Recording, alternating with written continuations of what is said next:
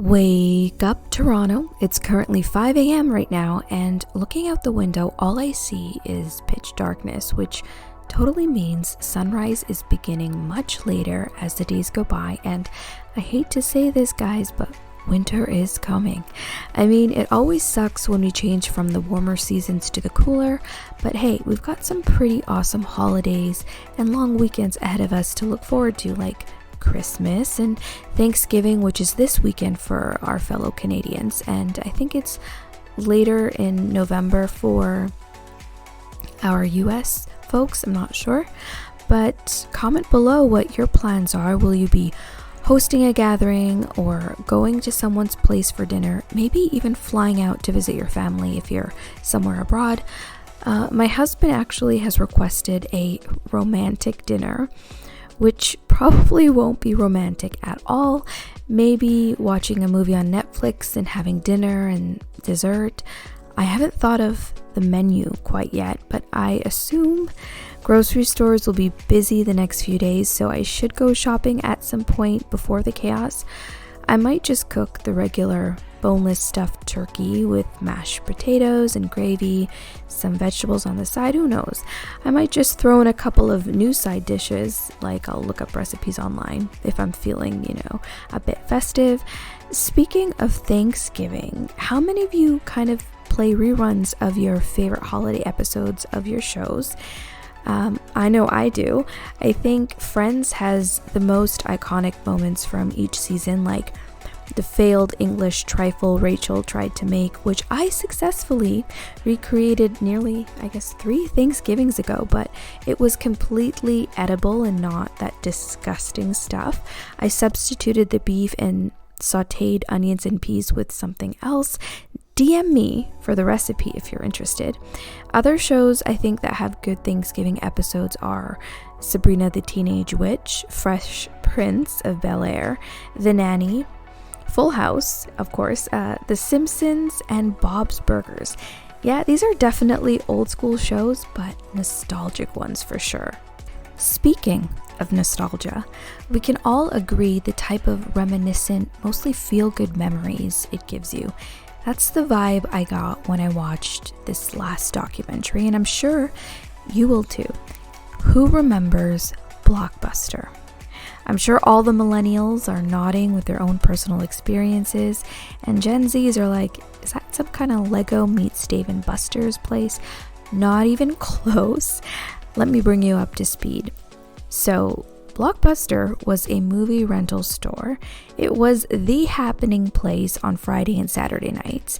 Its bright yellow and blue logo was hard to miss. It was a time where VHSs were used to watch movies and you needed an actual video cassette player too. It was like this really chunky device.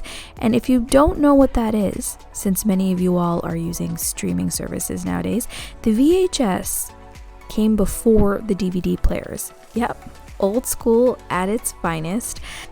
Now, Blockbuster was around during the DVD era as well, with Blu-ray discs when that came into existence, and widescreen formats as well.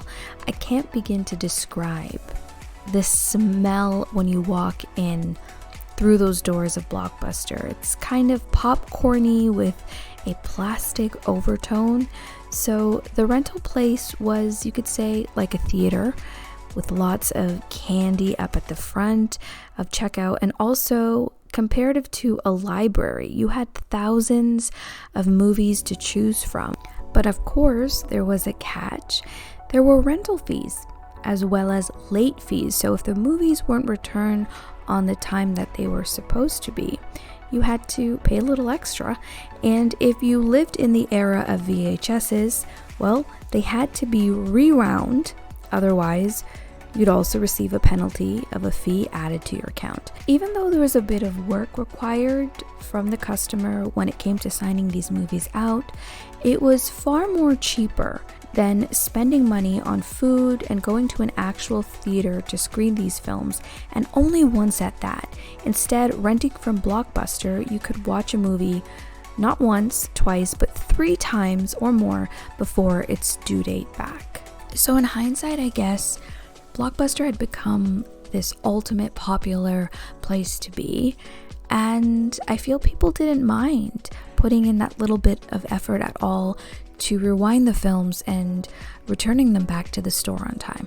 Now, I was watching this documentary called The Last Blockbuster, which kind of explores the rise and fall of the company and the moment all of its locations closed forever, except this one.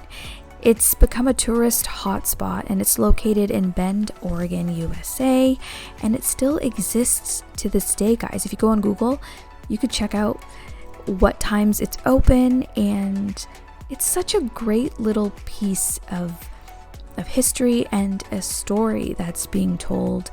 I recommend you watch it. Like, I don't know if you guys recall, but I remember Blockbuster at one point before it's shut down introduced the no late fees with a commercial with people like kind of fighting for the no late fees walking up to a Blockbuster. I'll see if I can find that commercial and I'll put it in the link below. But I can say that was a small reason that kept the business afloat before it drowned completely.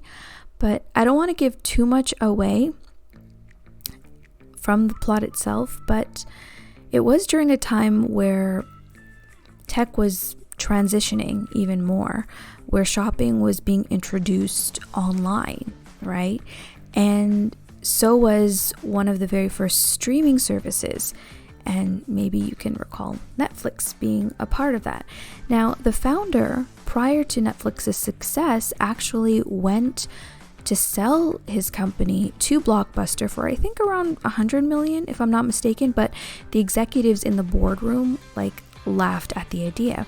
So, long story short, as a last FU kind of thing to Blockbuster, the Netflix founder pretty much showed them up, and ironically, this documentary, The Last Blockbuster, is available on Netflix. Crazy, right? I remember browsing on a Friday night with my family, of course, and my brother was allowed to choose a movie, and I was as well, and my parents too. So we would rent out 3 films, and it was exciting because we would also order food that evening, whether it be pizza or KFC, and we would sit in front of the TV and enjoy the story. I would love to experience that again. Maybe I should take a trip to Oregon and visit the Last Blockbuster store. What do you guys think? And I'll blog about it. That'll be pretty interesting. I even think change.org and other petition platforms are trying to get signatures to bring back Blockbuster. Mostly millennials are infatuated with that idea, and I feel the newer generation, though, they're based off of convenience and prefer streaming platforms at the click of a button. I mean, it's like, who really enjoys in-person shopping anymore? And COVID kind of amplified online shopping when malls were closed. But would it be cool to have one Blockbuster location in every province, state, or country as a tourist attraction? Of course. It's like a monumental moment in the 90s, right? Kind of like a historical piece. Doubt it will become a reality, but in the meantime, let me live vicariously through you. What are some Blockbuster memories you have growing up? Share it in the comment section below. Or did you rent from a mom and pop shop? I think when I lived in British Columbia, I went to a store called Planet Hollywood Video, and it definitely was up to par with the beloved Blockbuster. So I have some awesome memories there. And I guess that's a wrap, you guys, on today's segment. Thanks for tuning in, listeners. And I just want to wish you guys a safe, fun Thanksgiving, and hope you have just the best long weekend. Take care. Wake up, Toronto. It's currently 5 a.m. right now, and looking out the window, all I see is pitch darkness, which totally means sunrise is beginning much later as the days go by. And I hate to say this, guys, but winter is coming. I mean, it always sucks when we change from the warmer seasons to the cooler, but hey, we've got some pretty awesome holidays and long weekends ahead of us to look forward to, like Christmas and Thanksgiving, which is this weekend for our fellow Canadians. And I think it's later in November for